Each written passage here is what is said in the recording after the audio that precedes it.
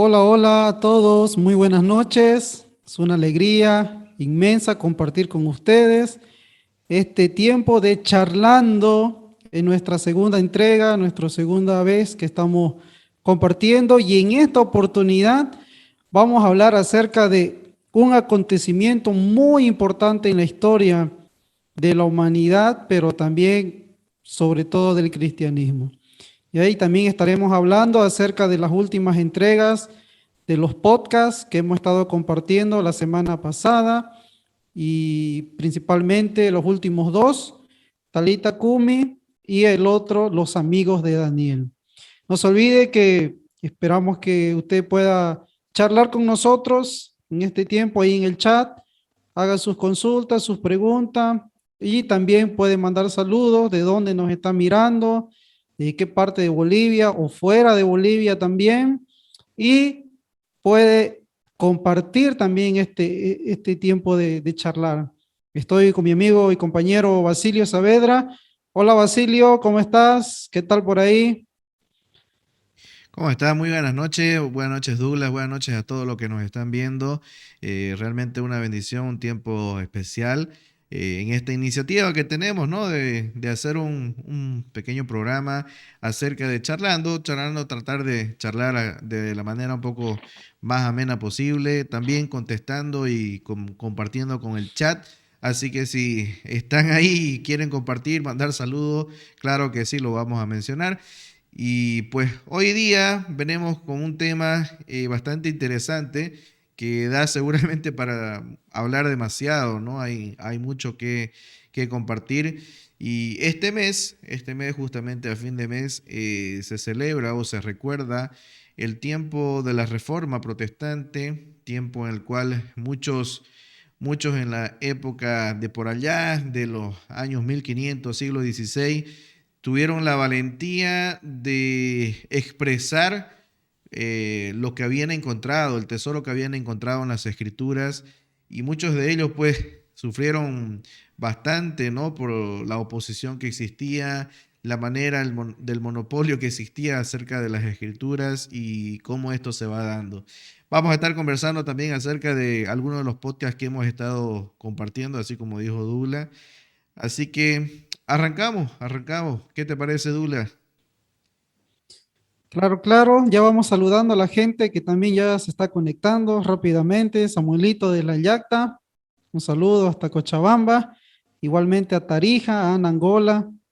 Gracias por estar acompañándonos en este tiempo, en esta noche. Cecilio Vaca también nos está Vamos, acompañando. Ahí está. exactamente. Un saludo cordial. Pueden dejarnos sus comentarios también en el chat y vamos a estar en este diálogo, no solamente entre Dulas y mi persona, sino también vamos a estar compartiendo con el chat, respondiendo o tal vez conversando, si tiene alguna opinión, alguna sugerencia. Claro que sí. Ahí está Cristina Angola, creo que ella la conozco, ¿no? Mi esposa. Ujú. Un saludo, mi amor. Te amo. Ok, muy bien. Vamos a estar. ¿Qué te parece si comenzamos escuchando un poquito los podcasts que subimos el fin de semana pasado? Y vamos con Talita Kumi. ¿Te parece? Los escuchamos a Vamos, modo también de animar vamos. a nuestros oyentes y a los que nos están viendo a que los escuchen nuestros podcasts. Hemos lanzado algunos podcasts, hemos comenzado con estas reflexiones cortitas, no son largas, son el más largo creo que dura 6 o 7 minutos, así que sea de bendición. Más adelante vamos a estar compartiendo algunas entrevistas que ya las tenemos, vamos a ir compartiéndola poco a poco. Hay algunas entrevistas muy interesantes que hemos tenido con misioneros, incluso desde la India, ¿no? Fuera de Bolivia. Sí, sí. Así que Eso. vamos entonces, veamos entonces el podcast. Vamos con Talita Kumi. ¿Te parece? Lo escuchamos y lo comentamos. Vamos. Talita Kumi. Veo dos mujeres adelantadas en el camino. Su paso denota amargura y derrota, una pegada a la otra con manojos de hierbas aromáticas. No solo había muerto el maestro, había muerto la esperanza final. Él enseñó a amar como nunca nadie lo hizo, sin ley, con ejemplo de pura compasión. En el amor incluyó a los enemigos y en su profundo dolor lo demuestra. Asombrados narran sus palabras. Padre, perdónalos, no saben lo que hacen. El más piadoso ante la necesidad y la ignorancia, quien proponía olvidar la maldad e iniciar de nuevo un nuevo hombre con corazón de niño, dentro del reino que proclamó con la ley del amor del Padre. En ese momento parecía que todo volvía a la dominación romana y el Sanedrín obtuvo su victoria. La sinagoga, la economía, la mentira no corrían peligro si él desaparecía. Ni libertad, ni sanación, ni cambio. El poder decide con violencia lo que quiere. Jesús no tuvo defensa. Su juicio fue uno de los más injustos conocidos en la historia. Armaron la trampa perfecta y lo pagaron por él, el valor de un esclavo.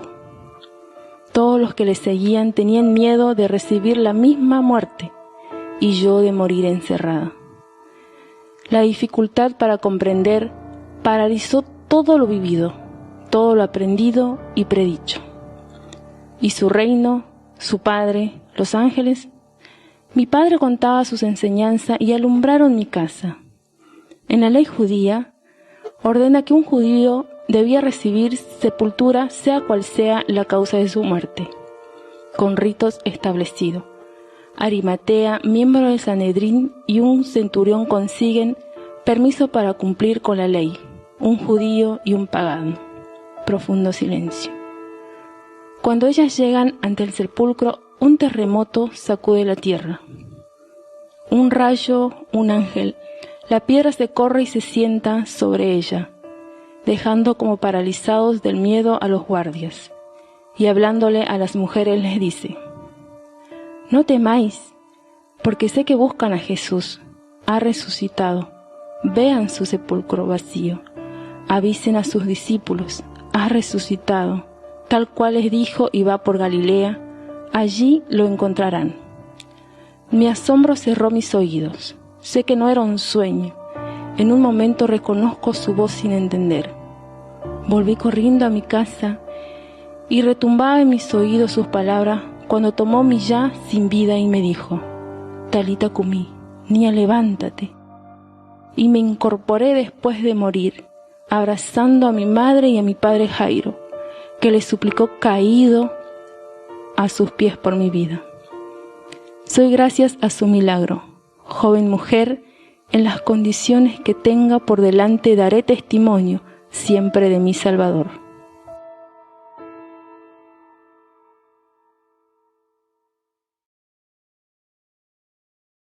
Wow. Interesante, ¿no? Verlo o tratar de colocarse, ¿no? Bastante empatía a la hora de colocarse en el lugar del personaje. Me agrada esta forma de reflexión que de una u otra forma no está leyendo directamente la escritura, pero te anima a, a analizar y leer y releer para tratar de entender y colocarte justamente en lo que se hizo aquí, ¿no? En los, en el lugar de ese personaje.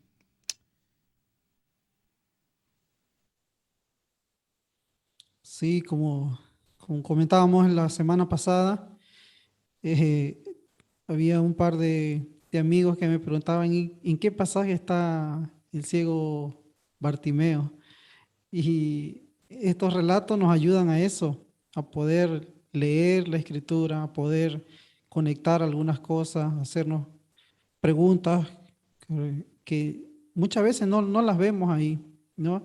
Y Talita Kumi eh, es una reflexión en cuanto a lo que se puede ver de la parte religiosa, social en la que está el pueblo, pero también a lo que ella ha vivido. Claro. Y esto de la escritura, ¿no? Siempre hacemos, Basilio, y a los que nos están mirando, siempre hacemos interpretación, siempre relacionamos con nuestra vida, con las cosas que vivimos, con las cosas que pasamos. Entonces, estos podcasts y estas reflexiones que hemos estado lanzando estas semanas ya, se trata de eso, ¿no? De ponernos en el lugar aún de nosotros mismos, ¿no? Y releer, ¿no? Releer la escritura, volver a leerlo, comparar personalmente cada uno de esos pasajes de los cuales se ha hecho la reflexión, ¿no? Porque de eso se trata de una manera diferente, ¿no? No tanto como muchas veces, y hay bastante que seguramente son de bendición, pero tienen otro estilo, ¿no? Como un poquito más Mm, tipo presentación, ¿no? Como que uno escucha y ya se lo da todos los argumentos y todo lo que se expone de manera ya desmenuzada, si se puede decir. Pero en cambio, aquí estamos utilizando, o al menos ustedes, que son los que han hecho estas reflexiones con tu esposa, que han hecho, o han echado mano de lo que es el relato, ¿no? Que es algo tan natural en el ser humano, porque desde los principios de la humanidad, mucha de la forma de transmitir el conocimiento, pues era de manera oral, ¿no? mm. Así es, sí, sí. Desde el principio, incluso en el Génesis podemos ver, ¿no? Y muchos no lo notan en el Génesis, la parte del relato en forma de poesía también, ¿no? Y muchos, bueno, eso no lo ven, ¿no? Y está, el relato está, y hay distintas maneras, ¿no? De poder transmitirlo. Por ejemplo, de Talita Kumi hemos tratado de releer ya y termina, no sé, los que he podido escuchar, termina ya como una mujer, ¿no? Joven, ahora soy joven. Y te acordás, Basilio, por ejemplo, en la Biblia, cuando Jesús la resucita, ¿no? Tiene 12 años aproximadamente. Entonces hemos tratado de darle una vida a lo que ella pudo haber visto, escuchado, aún en la muerte de Jesús, ¿no? Esa cuestionante que no solamente ella se lo habrá hecho, como podemos ver en la Biblia, aún el mismo Pedro, ¿no? Dice que volvió a su oficio, volvió a su lugar, y muchos también, y cuántos no habrán vuelto, ¿no? Ujú. Entonces, se trata de eso, y cada uno de nosotros, Basilio, cada uno de nosotros tiene algo que el Señor ha hecho, que el Señor nos mostró, que el Señor hizo por nosotros, milagros, sanidades, Claro, ayuda por medio de otras personas, ¿no? Y eso es la Biblia, de eso se trata. Conec- Eso es lo que les da conectar con el sentido a personaje, nuestras ¿no? vidas. Exactamente. Sí, sí. Bien, muy, muy bonito, la verdad. A mí personalmente, porque quizás para lo que nos están viendo, yo he ayudado a hacer la edición de este podcast, pero he tenido que escucharlos varias veces y la verdad no me cansó de escucharlo porque eh, hay ciertas partes que me ayudan a reflexionar y decir, wow, sí, no lo había notado. Ella, me imagino que, por ejemplo, pudo evidenciar o estar presente quizás en el momento, quizás no presente porque la escritura no lo menciona, pero pudo haber pasado, pudo haber sido de que ella, Talita Kumi, estuvo muy cercana a aquellas mujeres que fueron a la tumba, ¿no? En el tiempo de la resurrección. O sea, hay tantos detalles que llaman la atención, ¿no? Y ayudan justamente a eso, a tratar de ver y tratar de releer la escritura, ¿no? Leerla una vez puede ser que entendamos una cosa, pero leer la Biblia dos, tres veces un pasaje, creo que siempre uno rescata nuevas cosas, ¿no? Mm, sí, así es. Bueno, queremos seguir mandando saludos también. Recuerden que estamos charlando. Isabel Peña nos está mirando, Rodrigo, Edith también. Y les invitamos a que puedan compartir este tiempo, ¿no? Estamos hablando acerca de los podcasts que hemos venido compartiendo con ustedes, y luego, después de esto, vamos a hablar acerca de la reforma, ¿no? La reforma protestante, como es llamada, y que nos ha traído muchas, muchas cosas, no solamente para el ámbito religioso, ¿no? Sino para la sociedad en ese político. tiempo, ¿no? El siglo XVI. Sí, fue esa época. Hoy estuve releyendo algunas cosas y es interesante que justamente en esta época de la Reforma es donde surgen muchos de los países modernos que tenemos hoy en día en Europa, ¿no? Así que muy interesante el tema de la Reforma. Ya vamos a ir a ello. Sí, sí. Así que no se lo pierdan, no se vayan. Ahorita vamos a estar conversando acerca de eso. ¿Te parece? Escuchamos este podcast que fue el último que subimos, el número 6, Los Amigos de Daniel. Estos podcasts que hemos comenzado a compartir son los primeros, son las primicias, no son los últimos. Sí, sí. Tenemos otros más que vamos a estar compartiendo, así que les animamos que nos estén siguiendo. Normalmente lo estamos publicando los días viernes y sábado, así que estén atentos a ello.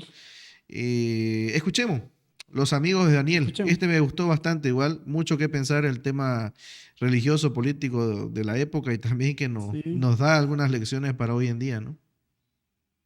Sí, sí, y los que nos están mirando pueden, mientras van escuchando, también haciendo sus preguntas, ¿no? Si es que hubiera. Así es. Tres amigos de Daniel. El rey Nabucodonosor manda levantar una estatua de oro y ordena que todos, bajo pena de muerte, le tributen culto cuando dé la señal. Los tres compañeros desafían el decreto real, permaneciendo leales a su fe. Entonces los tres judíos son arrojados al horno de fuego ardiente, pero las llamas no les causan daño. Cuando el rey ve lo sucedido, manda que los tres hombres salgan del horno y rinde homenaje a su Dios. Este relato era particularmente significativo para los judíos del siglo II a.C., porque Antíoco IV había mandado erigir en el templo de Jerusalén la imagen de Zeus olímpico. Esta imagen era la terrible abominación a que se hace referencia en Daniel 9:27, y el símbolo del poder romano que profanaría el templo, la abominación de la desolación, de Mateo 24. El autor parece conocer la llanura de Dura, y la tradición de un ídolo monumental erigido en Babilonia puede basarse en un recuerdo real, pero la enumeración de los funcionarios del rey utiliza títulos propios de un Irán helenizado y la orquesta recoge instrumentos con nombres griegos. El no participar en este culto imperial equivale a llegar a terminar la vida en la hoguera. En vez de horno, sería mejor traducir crematorio, palabra que le da su verdadera dimensión al relato. La respuesta de los jóvenes está en primera persona del plural. No vacilaron en su respuesta al decreto del rey, si debían obedecer o no. No pensaron en una respuesta evasiva cuando se requirió una respuesta directa. Dios, si quiere, puede salvarnos del horno ardiente, pero si Dios no quiere, ellos no darán culto a la estatua que ha mandado hacer el rey. Dejan a Dios ser Dios. No intentan controlar a Dios. Solo Dios es el único que decide si quiere intervenir milagrosamente en los asuntos humanos y cuándo lo quiere.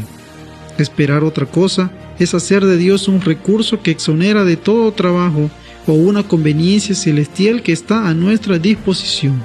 En la composición narrativa de este capítulo, resulta que el autor sabe lo que para estos tres combatientes vendrá después, pero sus actores no. No es porque ellos sepan que la hoguera no será el final de sus vidas que se atreven a desobedecer el decreto del rey.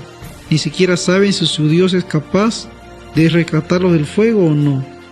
Hay incertidumbre al respecto, pero lo que sucederá después no puede y no debe de alguna manera alterar lo que ahora deben hacer. El verdadero martirio siempre es incondicional. No adoraremos a tus dioses, ni tampoco a tu estatua. Los tres confesores son arrojados al horno de fuego ardiente con sus mantos, sus calzas, sus turbantes y sus vestidos. Los soldados más fuertes del rey son consumidos por el mismo fuego que hicieron para quemar a los tres judíos aparentemente indefensos. Pero estos tres hombres cayeron atados en medio del horno de fuego ardiente y se paseaban en medio de las llamas, alabando a Dios y bendiciendo al Señor. ¿Estamos firmes en las promesas de Dios? ¿Nos encuentra diciendo lo mismo en estos días? Si Él está con nosotros, no tenemos que temer lo que nos pueda hacer el hombre. Dios nos librará sea de la muerte o por medio de la muerte. En lo que sigue se nos dará a conocer cuál es el resultado de la presencia de los tres en el crematorio. Es una inversión triple. En vez de ser un lugar donde la vida de los adversarios termina para siempre, y en vez de ser un lugar que procura la purificación del imperio, el crematorio se torna lugar de espanto para el mismo dictador. Los tres no mueren. Se termina la ausencia de aquel Dios que hasta ahora solo se había hablado. Aquí es importante que vida y muerte cambien de destinatarios. Es impactante ver que en todo el episodio el Dios de los judíos aparece solo en el crematorio. Para los combatientes es suficiente porque es el único lugar que importa ahora, el lugar de su martirio. En nuestro texto estuvimos presenciando los primeros momentos de la articulación del concepto de la resurrección como respuesta a los combatientes en la resistencia. Aquí, anti-Seleucida, después contra los demás opresores de turno de la época intertestamentaria. Que Nabucodonosor caliente su horno como pueda, que unos pocos minutos durará el tormento de los que fueron arrojados dentro. Los tres judíos no fueron salvados de la llama, sino fueron salvados en medio de las llamas.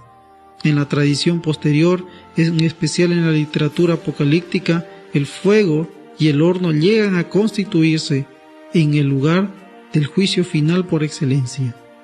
Pero el fuego del infierno tortura y no mata. El hecho de que los judíos sean fieles hasta el grado extremo de la muerte no condiciona para nada a Dios. Dios es absolutamente libre de obrar como quiera. Los que sufren por Cristo tienen su presencia en sus sufrimientos aún en el horno ardiendo y en el valle de sombra de muerte. El Padre que no se guardó a su propio Hijo, sino que lo entregó, capacitará a los creyentes para trascender o ir más allá de sus instintos naturales, eligiendo la muerte, acceder a las exigencias inmorales del Estado. El relato de los tres confesores pone de manifiesto que la lealtad a Dios es más importante y a la postre más significativa que la prolongación de la vida y la prosperidad social y económica adquiridas a expensas de los principios religiosos. Que Dios nos ayude y capacite para permanecer fieles en momentos de gran dificultad en las que nos tocará atravesar en los lugares que nos desenvolvemos.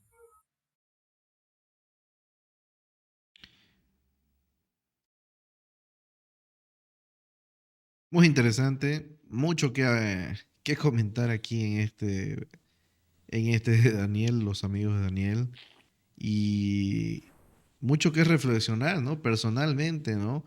Qué valientes fueron estos siervos del Señor, ¿no? Que en su momento eh, se enfrentaron a la muerte directamente, ¿no? Y a pesar de eso, yo me imagino que tuvieron miedo, ¿no? ¿Qué dices tú? Seguramente, todos son humanos, todos somos humanos y hasta ahora, ¿no? Me imagino cuántos no hemos estado así, ¿no? En este tiempo de pandemia igual, ¿no? Con miedo. Claro, y bueno, uno se pone a pensar, ¿no? Y ellos no sabían cuál iba a ser el desenlace de la historia. Hoy nosotros lo vemos, Dios los va a salvar porque lo vemos desde una perspectiva ya de la historia ya contada, porque sabemos el Mm. desenlace, ¿no? O al menos es lo que entendemos, ¿no? Y vemos. Pero vivirlo ahí en ese momento creo que un momento de estrés, pero al mismo tiempo de descansar en la voluntad de Dios, ¿no? Y como mencionaste ahí en el podcast, ya sea librarnos a través de la muerte o librarnos de la muerte, ¿no? Y en este caso fue así, ¿no?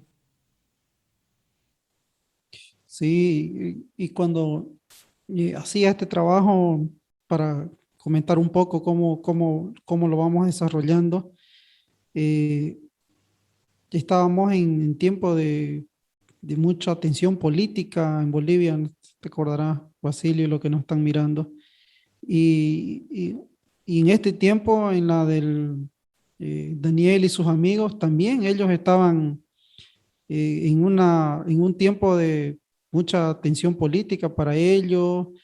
Daniel, sus amigos fueron deportados, fueron sus ciudades, toda su gente, ¿no? La nobleza fueron llevados y en medio de eso, ¿no? Ellos tuvieron mucha fe y pensaba también en las cosas que muchas veces nosotros hemos vivido en este tiempo cuando le exigimos tanto a Dios, pero ahí el relato nos dice, ¿no? De Daniel, Dios puede salvarnos. Y si no, y si no nos libra, no nos vamos a postrar. Eh, yo pensaba hartísimo en esto, Basilio, no sé, vos también lo habrás pensado en algún momento de nuestras vidas en la que hemos pasado tantas cosas difíciles, ¿no? Y muchas, digamos, ¿no? Y si Dios no nos saca de esto, ¿qué haremos? Y en ECAN, cuando estudiamos, siempre hemos dicho, ¿no? Señor, donde sea, como sea, cuando sea, pero ya muchas veces ese como sea también implica, ¿no? Estar enfermo, estar mal, estar sin plata, estar sin nada. Y si Sobre todo no, cuando uno ya tiene familia, ¿no? Es más complicado todavía, eh, eh, ¿no? o- exactamente. Eh, sí, ¿y cuántos?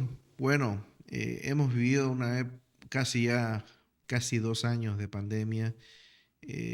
Ha habido tiempos bastante críticos y recuerdo en un, en una, en un momento de la pandemia donde realmente era el pensamiento, creo, globalizado en todo en cualquier momento me va a tocar a mí, ¿no? ¿Y qué va a Sí. pasar? Ujú. ¿Y qué va a pasar? ¿Cómo voy a reaccionar? Y personalmente, aquí en casa, el primer susto tuvimos con mi hermano, que él estuvo trabajando y uno de sus compañeros de trabajo dio positivo, ¿no? Y pues era el momento más caliente de la pandemia, si se puede decir, de más alarma, porque habían bastantes contagios y muchas personas estaban muriendo, ¿no? Pero en ese momento, yo como hermano, ¿cuál es la reacción que tengo que tener? Porque hubieron, al principio muchos reaccionaban de una manera tal que lo primero que hacían es verlo como, como en la antigüedad, ¿no? Verlo a un leproso o alguien que no quería acercarse a esa persona que estaba contagiada y, no, y lo que uno que hacía es aislarse, ¿no? Era lo que tenía que hacerse por rigor, por el tema de bioseguridad y todo eso. Pero es mi hermano, tengo que tengo que arriesgarme. El mismo hecho de llevarle un plato de comida o algo va a implicar algo, ¿no? Gracias a Dios, esa fue una falsa alarma porque eh, él dio negativo, ¿no? Su compañero sí dio positivo, pero él no. Entonces, pero fue el momento en el cual, cara a cara, de enfrentar esta situación de, wow, ahora sí, a ver, ¿cuál va a ser mi reacción? ¿Cómo voy a reaccionar? Y muchos hemos vivido, ¿no? Seguro algunos de manera más crítica. Eh, Gracias a Dios, nosotros también nos contagiamos mucho después de eso, pero gracias a Dios fue bastante leve, ¿no? No fue algo crítico. Y damos gracias a Dios. Pero aún así han habido familias muy cercanas en la iglesia, en el trabajo, que han terminado perdiendo familiares. Y incluso un colega mío que era una amistad bastante cercana, terminó falleciendo, ¿no? Por el COVID. Pero me imagino a estos valientes enfrentándose ya no solamente a través de una enfermedad o la muerte, sino una sentencia directa y, y violenta, ¿no? Directamente de la autoridad con quien ellos estaban trabajando, ¿no?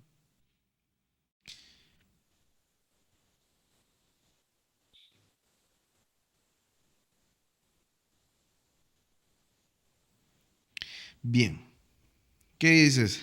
¿Empezamos a hablar de la reforma?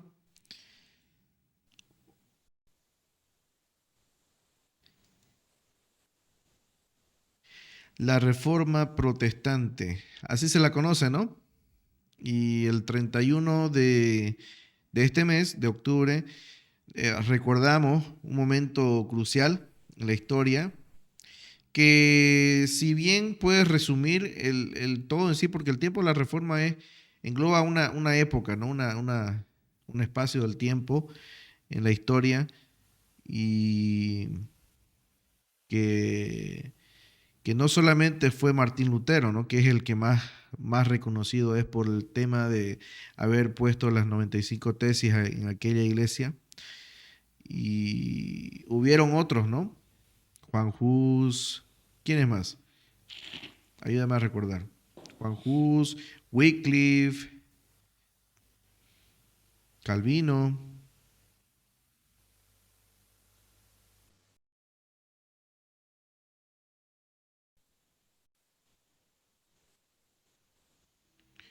Ok, yo sí te escucho, Douglas. Me dice que no se está escuchando.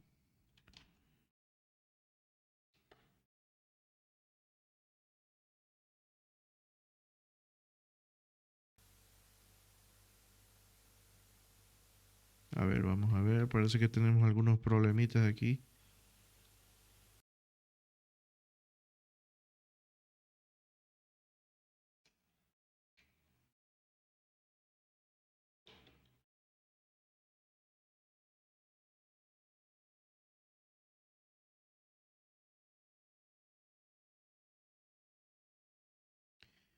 Ok.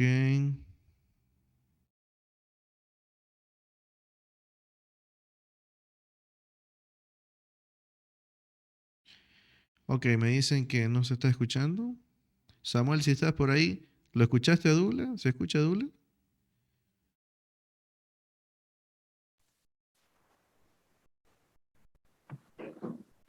Yo te escucho, Douglas. No sé. Creo que es tu audífono, puede ser. Ya te escucho. Ah, ok. Listo.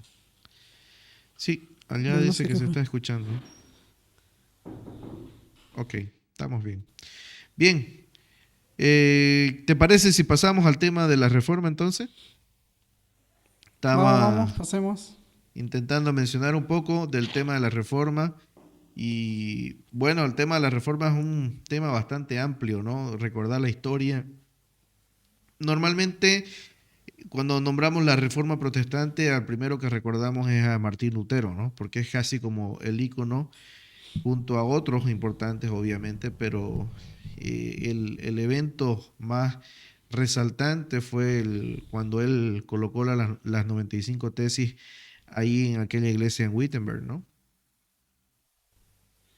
Sí, exactamente. Y eh, esto es muy importante para nosotros, ¿no? Los cristianos y todo lo que se eh, vino anunciando de parte de él, ¿no? Y no sé, podemos también dar alguna parte de lo que se estaba viviendo en ese tiempo, ¿no? Con la Iglesia Católica, ¿no? Basilio y todo lo que llevó eso a hacer, ¿no? A enriquecerse en la parte, ¿no? De la parte del dinero, de la economía, y lo que llevó a Lutero, ¿no? A decir sola gracia, solo la escritura, Sola y, fide. y hasta ahora eso, ¿no? Ujú. Podemos, podemos tener hoy en día, ¿no? Claro, para aquellos que quizás no habían escuchado de esto de la reforma protestante o dónde surge, ¿no? El tema del protestantismo, ¿no? Que es básicamente donde se lo embolsa o se lo engloba a todas las iglesias evangélicas, pero es casi como el volver a unos orígenes de la Edad Media, ¿no? Por ahí el siglo XVI, 1500, incluso antes del 1500 ya habían algunos precursores de la Reforma como Juan Hus, que estaban ya Wycliffe. Wycliffe, en otros, Ujú. en todo lo que es Europa, ¿no? En distintos idiomas. Y una de las Sí. cosas que provoca que la reforma se dé justamente el volver a las escrituras, ¿no? Creo que ese es un elemento crucial para que muchos de los reformadores puedan, uno, encontrar la verdad, ¿no? Encontrar luz en muchas de las interpretaciones que en ese momento la Iglesia Católica estaba dando, ¿no? Porque recordemos que en esa época la Iglesia Católica prácticamente lo que estaba haciendo era vender la salvación, ¿no? Con las indulgencias, con, con un montón de cosas que era para recaudar fondos, que se estaba construyendo lo que hoy en día es la Basílica de San Pedro, ¿no? Ujú. Así que Sí, y en esto, Basilio, no hay que olvidar también de que en este revolver o volver a las escrituras, eh, no solamente para ellos el volver a las escrituras, sino que la escritura sea difundida para todos. Hasta ese tiempo era para algunos, pero luego y se volvió, ¿no? Un tiempo en la que Lutero mismo, en los años posteriores, pudo traducir la Biblia, y eso ayudó a que la escritura no solamente sea para algunos cuantos, sino para todos hoy en día, y nos alcanza a nosotros. Y este es un gran logro, ¿no? Claro, sin olvidar para aquellos que nos están mirando, la imprenta es algo muy importante, así como hoy en día elemento muy las redes importante, ¿no? sociales. Que se dio justamente el Exactamente. descubrimiento de la imprenta en esta época, ¿no? Y cómo Dios va usando estos elementos y los Ah, pone pues en una situación bastante compleja en el cual se van dando la situación de que los reformadores puedan tener distintos elementos, ¿no? Por ejemplo, el tema de los escritos originales también, muchos de ellos ujú. empezaron a tener acceso, ¿no? Y es por ello que muchos de ellos empiezan a estudiar las escrituras ya en los idiomas originales, donde en esta época solamente se usaba lo que era la Vulgata latina, que era la Biblia traducida al latín, y luego de Ujú. eso descubren que hay ciertas interpretaciones que se van dando a No estaban raíz de una correctas. mala traducción o una traducción quizás arcaica, Exactamente. ¿no? Porque recordemos que una traducción tiene un limitante temporal, ¿no? Que nuestro idioma es tan cambiante que cualquier traducción, por ejemplo, las traducciones antiguas de esa época, hoy en día han sido revisadas y actualizadas porque el idioma va cambiando, ¿no? Sí, la lengua no es muerta, todas las lenguas son vivas, ¿no?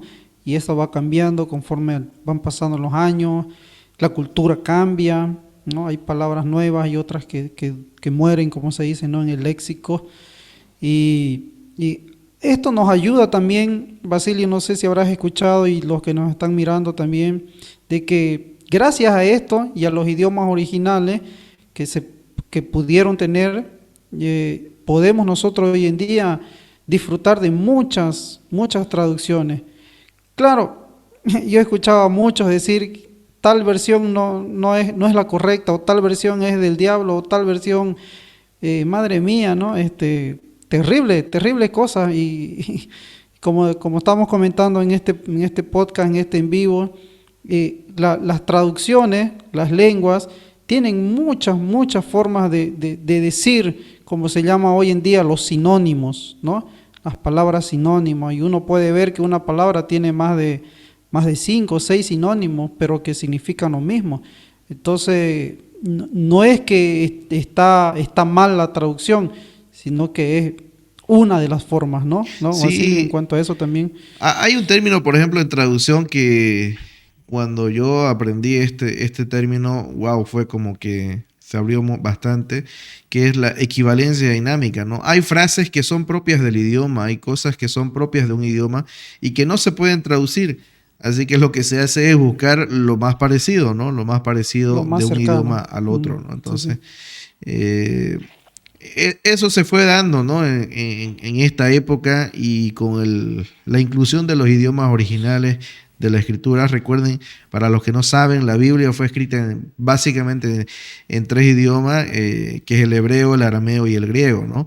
Luego de esto se hacen traducciones del Antiguo Testamento, como la Septuaginta, al griego del Antiguo Testamento, porque el Antiguo Testamento fue escrito en hebreo, ¿no? Y posterior a esto ya se da el tema de lo que es la Vulgata Latina, que es la traducción de la Biblia al idioma de latín, ¿no? Que era que era el idioma sacro en ese momento, ¿no? El idioma sagrado según la Iglesia Católica, ¿no? En esos momentos. Y que seguramente algunos que han tenido abuelitos o han tenido o los mismos padres, mi mamá me cuenta, por ejemplo, que aquí en Bolivia, aquí en Santa Cruz todavía, hasta cierta época, las misas eran en latín. Martín Lutero es uno de los íconos o de los reformadores más reconocibles de esta época de la que conocemos como la época de la Reforma, por la valentía que tuvo de haber colocado las 95 tesis en la iglesia de Wittenberg, y justamente un 31 de octubre de 1517, si no me equivoco, pero época en la cual la Iglesia Católica estaba usando la indulgencia justamente para vender la salvación prácticamente, ¿no? Ujú.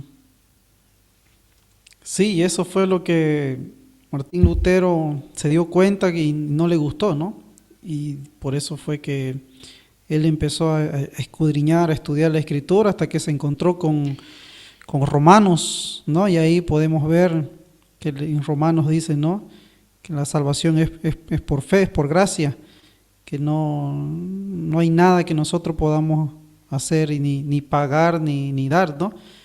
Y gracias a eso podemos nosotros tener también, mira, ese es algo muy importante para nosotros hoy en día, porque si no haya habido esta reforma o Lutero no haya cuestionado eso que estaba sucediendo en ese tiempo, seguramente hasta hoy en día estuviéramos, ¿no? Engañados. Así es. Hay 5 postulados, ¿no? Básicos que representan el pensamiento de la Reforma, que son sola gracia, sola escritura, soli deo gloria, sola fide, Sola fe. que son justamente fundamento que Martín Lutero después más adelante va lanzando y va concretando su teología, si se puede decir de esta manera, o su pensamiento, ya basado en lo que ha estudiado, lo que ha vivido. Seguramente algunos de ustedes han visto la película, ¿no? Hay varias películas acerca de Martín Lutero y cómo él a lo largo de su vida estuvo bien formado en una universidad y daba clases, incluso llegó a ser docente, y es en este ajetreo de tratar de enseñar lo que la Escritura decía, que se topa con estas verdades, estos postulados que no eran congruentes con lo que se estaba enseñando en ese momento en la Iglesia Católica, ¿no? Ujú. Sí, y también siempre no tenemos que perder el enfoque, ¿no? El hilo. Si bien ellos no pensaron que iban a ser reformadores, siempre tenían en cuenta la Escritura, ¿no? La verdad, ¿qué dice Dios? Y yo creo que hoy en pleno siglo XXI, Basilio, y lo que nos están mirando, yo creo que no debemos perder ese enfoque, ¿no? Con tantas enseñanzas. Esa actitud, ¿no? De siempre poner a la Exactamente. Escritura como autoridad máxima, creo que es lo que hoy en día justamente falta voy a decirlo así, ¿no? No quiero personalizar ninguna congregación ni ninguna denominación ni nada, simplemente que hay muchas corrientes doctrinales o corrientes en el ámbito incluso evangélico que han perdido eso, ¿no? De poner a la Escritura como fundamento principal y también como elemento de autoridad, ¿no? Mm, Así es. Se ha perdido, se está perdiendo y necesitamos volver a ese tiempo, ¿no? A esa actitud aún como la iglesia de Berea, ¿no? Cuando vemos la Escritura en Hechos, ¿no? De esto es verdad, esto está de acuerdo a la Escritura, esto es así o no es así.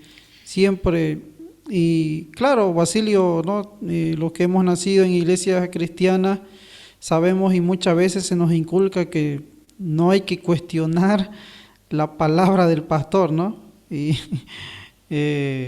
creo que eso también nos ha traído Como en grandes aquella males, ¿no? época Nos no ha se podía cuestionar perjudicado. lo que decía el Papa, ¿no? El Papa, exactamente. Ajá. Y porque es intocable, ¿no?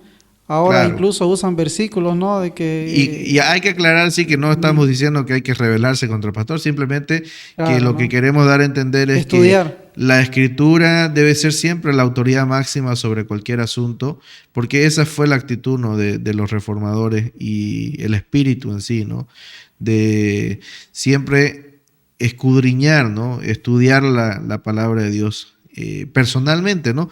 Y hoy en día tenemos la ventaja de que la tenemos en nuestro idioma, ¿no? Mm, exactamente. Y eso es una de las cosas que yo, por ejemplo, como pastor igual y como docente de seminario que enseño, y trato de inculcar eso a las personas, ¿no? Hay una gran ventaja hoy en día. Tenemos las traducciones, tenemos la Biblia, tenemos al Espíritu Santo, tenemos... ¿Qué nos falta para...? Hay de todo, ¿no? Parece que no hay ganas Ahí nomás. está Google, ¿no? Y ahí está, todo hay ahí. Y hay, ahí mismo en algunas aplicaciones están el hebreo, el griego, el inglés y las traducciones, ¿no? Y está Mm. fácil. Pero no hay esa actitud de estudiar. Mientras más acceso tenemos, menos interés a veces tenemos y eso es triste. Eh, a mí, por ejemplo, una de las situaciones que me llamó la atención hace varios años atrás, que muchas personas empezaron a interesarse por las historias del Antiguo Testamento, Moisés, Josué, y era Mm, bastante interesante porque muchos empezaron a preguntar, ¿no?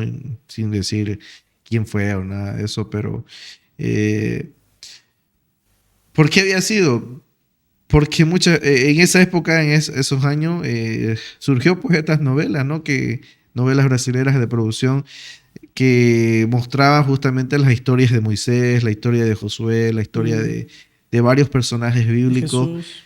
Mm, Y sin el ánimo de criticar estas producciones, pero eh, de una u otra forma fue como que recién los creyentes, muchos se animaron a investigar o saber quiénes eran estos personajes, ¿no? mm, sí, así fue. Ok. Hay mucho que decir. A raíz de la reforma protestante se han derivado bastantes corrientes teológicas, obviamente, y un punto quizás al cual debemos allegarnos es, por ejemplo, eh, entre ellos los más conocidos, el calvinismo, el arminianismo, que surgió justamente ya en la Mm, parte final de lo que fue la época de la reforma. Y sé que es un elemento bastante controversial dentro del ámbito evangélico. No vamos a tocar ese punto ahorita, pero muchas veces se ha olvidado la actitud con la que comenzó, ¿no? La reforma, que fue ese volver a las escrituras e incluso ir más atrás, ¿no? De no identificarse como tal corriente o tal corriente teológica, porque uno tiende a eso, ¿no? Eh, ujú, Tiende, por ejemplo, a decir yo soy calvinista o yo soy arminiano o yo soy de tal, pero mm, muchas veces no nos identificamos como, por ejemplo, como ser discípulos y seguidores de Cristo, ¿no? Que esa es la raíz básica de cualquier creyente, ¿no? Como un hijo de Dios. mm, Y creo, porque no puedo volver en el tiempo, pero me imagino que los reformadores, ninguno de ellos se percibía o buscaba crear un movimiento religioso ni tampoco una corriente religiosa. Lo único que buscaron era tratar de escudriñar las escrituras y plantear lo que se estaba haciendo incorrecto, pues, ¿no? y si nos volvemos más atrás, Basilio, aún en la misma persona de Jesús, ¿no? La misma persona de Jesús fue vivir la palabra, ¿no? Darle sentido a la palabra, enseñar lo que era. Y hay mucha gente, por ejemplo, que no entiende o no se les enseña en las iglesias, pero el cristianismo tuvo muchas corrientes también en el tiempo de Jesús. Y eso, claro, nosotros solo vemos uno, digamos, lo que se nota en hechos, pero cuando uno estudia y analiza un poco a profundidad la historia en ese tiempo, cómo nació el cristianismo, porque el cristianismo recién a partir del siglo tercero o cuarto se empieza a crecer, pero en el siglo I, cuando estaba Jesús, recordarás, era en el seno del judaísmo, ¿no? Y dentro de eso, aún a los cristianos o a los que estaban creyendo en Cristo Jesús, se les consideraba una secta. Entonces, como bien dijiste vos, hoy en día muchas veces nos peleamos o decimos somos de esto, yo de aquello, soy de este, pero recordemos que aún en el tiempo de Cristo Jesús y los primeros siglos, lo que ellos estaban cuidando y resguardando eran las palabras de Jesús, los hechos de Jesús, las acciones de Jesús. Entonces eso yo creo, Basilio, y lo que nos están mirando, yo creo que Samuel también que está ahí nos puede guiar también, ¿no? De que era eso, ¿no? En sí era eso. No solamente lo del siglo XVI, sino del siglo I. Estamos comentando también cómo han nacido, ¿no? Las tradiciones, las denominaciones, ¿no? Entonces creo que no hay que perder eso de vista, Basilio, que es Cristo. Es Cristo Jesús quien salva, a Él sea la gloria. Él es todo. Cecilio nos lo dice, demás es cuenta. Cecilio nos dice, la verdad, en esos tiempos lo llamaban abusos de la Iglesia Católica porque nadie podía rebelarse o cuestionar asuntos del Papa. Ni siquiera los reyes y gobernantes podían hacer, ¿no? Ir en contra de lo que el Papa había ordenado, lo que había dicho. Y es una historia bastante compleja. Fueron quemados en la hoguera. Exacto. Era una época bastante compleja. Hay mucho que escudriñar en el tema de la historia de la época de la Reforma. Políticamente, geopolíticamente hablando, socialmente hablando, en aquella época pues los gobernantes, los reyes estaban liderados o tenían este formato del feudalismo, que por ejemplo una persona que nacía en una familia de zapateros no podía cambiar de oficio, ¿no? Era ese oficio con el que iba a tener para siempre. Se da mucho esta situación también de que los reyes habían perdido tal potestad, incluso el emperador, que en ese momento era la autoridad máxima, estaba sujeto a la autoridad del papado, ¿no? El Papa. Ok. Mucho que hablar, pero algo que queremos recalcar es que en esta época de la Reforma, los reformadores, valga la redundancia, tenían un espíritu de escudriñar las Escrituras. Primero, quizás de una manera personal para ellos mismos, porque Martín Lutero, lo que se sabe es que él anhelaba esa salvación, buscaba, él se sentía totalmente que no era acepto delante de Dios, era lo peor, y por eso es que se mete a estudiar las Escrituras, buscando con una sed personal, y ahí es donde se encuentra con estos pasajes donde revela la obra de Cristo, la justificación, estudia el libro de Romanos y lo estudia en los idiomas originales y contrastando con lo que él estaba entendiendo en ese momento, me lleva a pensar y también a señalar que el primero que se reforma o el primero que se lleva a contrastar contra la verdad es él mismo, ¿no? Y eso es lo que lleva la palabra, ¿no?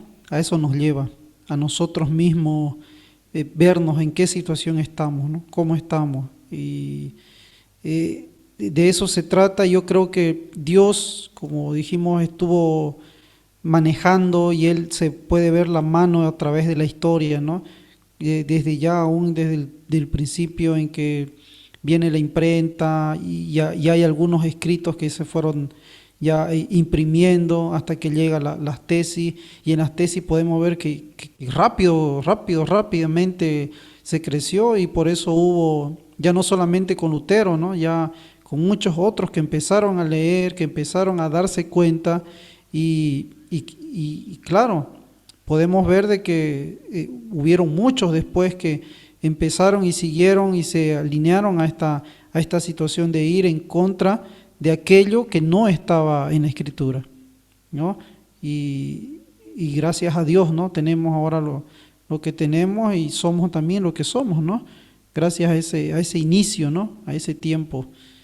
Yo creo que uno de los elementos más agradecidos podemos estar a la época de la Reforma es devolvernos las Escrituras. Uh-huh.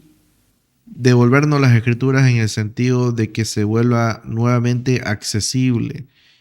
El tema de la imprenta fue un elemento crucial en aquella época, porque sin ella la Biblia o los escritos originales solamente podían estar en una biblioteca ya guardados, encadenados, y solamente los que tenían la llave o tenían el permiso para poder acceder a estas bibliotecas eran los que podían estudiarlas. Pero ya con la llegada de la imprenta, con lo que surge, porque recuerden que Martín Lutero también hizo la traducción al idioma alemán, ayudó bastante en esto. De ahí surge también Casiodoro de Reina, que nosotros tenemos hoy en día, que es bastante usada, la Reina Valera, en español, en castellano, y otros más, ¿no? Otros movimientos más se da también en otros idiomas, como en Suiza y en otros idiomas que en algún momento no eran accesibles. No solamente se podía acceder a la Biblia en el latín, y no todos sabían latín. No es como hoy en día, todos tenemos un idioma común, pero si nos tuviésemos la Biblia en latín, hoy muchos no podrían entender lo que está en ella escrita, ¿no? Sí. Y no olvidemos también de que a partir de este tiempo, de este siglo XVI, hay un movimiento no solamente religioso, ¿no, Basilio?, sino también académico, ¿ya? Uh-huh. Educativo. En varias áreas, ¿no? No solamente teológico, en ¿no? varias áreas. Es donde empieza también el Renacimiento, un montón de cosas de la historia, ¿no? Se abren escuelas, se abren institutos, se abren universidades. Es gracias a este tiempo, ¿no? Muchas veces la gente o la misma iglesia no entendemos, ¿no? No se sabe desde cuándo empezó. Entonces, desde aquí también se pudo apreciar el pensamiento crítico, ¿no? Como decías vos, de tener acceso, pero ser libre, ¿no? Como decimos, el libre pensamiento. Y es gracias a esta época, ¿no?, que podemos tener eso. Así es. Hay mucho de qué hablar. Nos gustaría poder conversar más acerca de esto y de algunos elementos bastante específicos. Seguramente vamos a tener otra oportunidad, pero este mes se viene el 31 de este mes de octubre. Se recuerda justamente ese momento en el cual Martín Lutero coloca las 95 tesis, conocido como el Día de la Reforma, y pues quisimos conversar un poco acerca de esto de manera lo más natural posible. Hay mucho que hacer, no es una exposición per se ni propiamente dicha, no hemos hecho una exposición, simplemente comentar un poco de lo que conocemos y hemos podido aprender acerca del tiempo de la Reforma. Hay mucho que se puede aprender de esta época, ¿no?, de la Reforma, de lo que ellos escribieron, ¿no?, de su teología, de su forma de ver las Escrituras, de su metodología que hoy en día tenemos acceso, ¿no? Como hoy en día se dice, ¿no? Los conocimientos están ahí, están listos para ser descubiertos. Solamente sería sentarse, tratar de descubrirlo, ser abierto, de mente abierta a tratar de buscar. Hay bibliotecas en internet, hay un montón. El acceso al conocimiento hoy en día es mucho más que en otras épocas, ¿no? Hoy el que no sale adelante, el que no se prepara, el que no estudia, ya no es porque no puede, digamos, no hubo oportunidades porque no quiere, así nomás, no quiere nomás. Claro, claro, hay mucho que aprender. Así es, Douglas. Bueno, pues yo creo que vamos cerrando. Hemos tenido casi una hora de streaming de charlando y agradecemos a los que nos han estado viendo y seguramente el próximo lunes vamos a estar por aquí otra vez ya conversando quizás un poco más acerca de la reforma, quizás tal vez viendo algún pasaje bíblico, algo, no sé. Vamos a ver qué es lo que se presenta. No es un programa bastante armado, simplemente queremos hacerlo lo más jovial, lo más ameno posible. Y si hay preguntas en el chat, si hay alguien que está ahí, nos está viendo, puede comentar, puede compartir, puede participar a través del chat y dar su opinión, su punto de vista, y vamos a estar leyéndolos y también conversando juntamente con ustedes. Así que gracias por los que nos han estado viendo, sus opiniones son muy valiosas y pues ya nos vamos despidiendo. Sí, y también no se olvide darle me gusta a la página del Facebook, ¿no? Basilio, en el ebooks también puede compartir los podcasts que hemos estado comentando esta noche.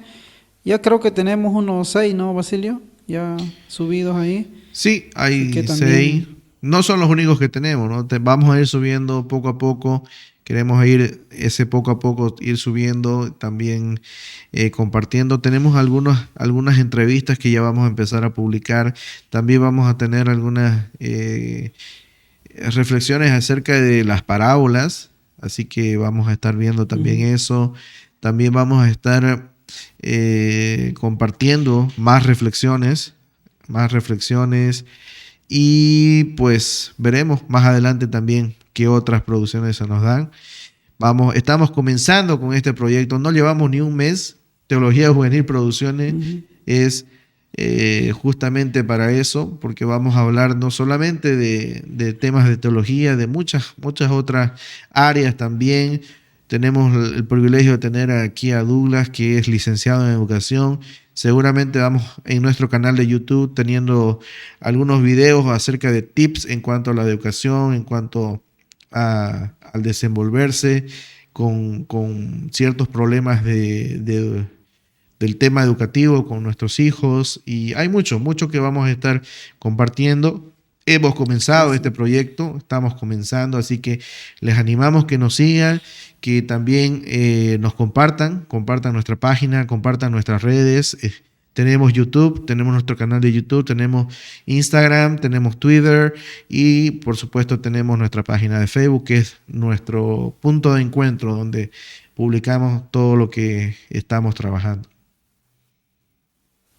Sí, en esta semana vamos a estar publicando frases acerca de la reforma y la próxima semana estaremos ya, ¿no?, con algunos audios de los principales reformadores. Eso también va a estar muy bueno y los invitamos, ¿no?, a que puedan compartirlo y que sea un tiempo. Y el 31 seguramente, ¿no, Basilio? Estaremos en vivo hablando de la reforma y también acerca de cómo se ha vivido en Bolivia. Vamos a tener invitados también, así que vamos a tener invitados. No vamos a ser los únicos que vamos a hablar, simplemente que ahora estamos comenzando, queremos hacernos conocer, queremos compartir con el chat y pues después más adelante tendremos sorpresas y cosas muy interesantes. Así es, ha sido un gusto, un placer. Nos despedimos de ustedes, que Dios los bendiga y que pasen una muy buena noche y un buen descanso. Así es, buenas noches a todos, Dios me lo bendiga. El próximo lunes nos encontramos por aquí.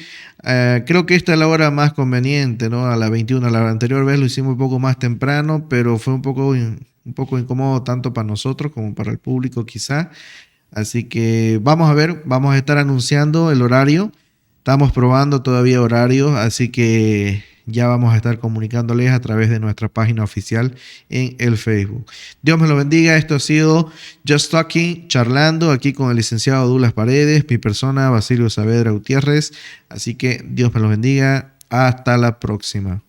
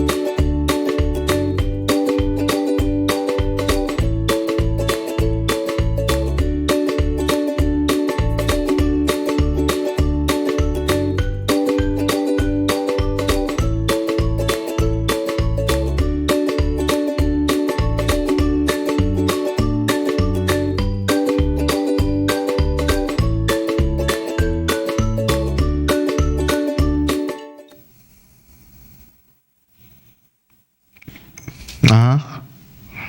¿Lo volviste a enchufar o qué?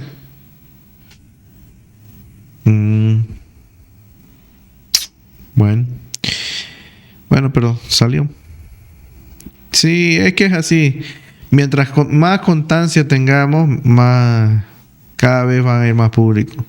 La clave es la constancia y hacerlo así ameno, charlar con si alguien hay en el público que están comentando, hay que saludarlos, hay que hacerlos participar, digamos. Porque esa es la idea de este charlando, o sea, no solamente charlando entre nosotros, sino con el público, ¿no? No es una clase, digamos.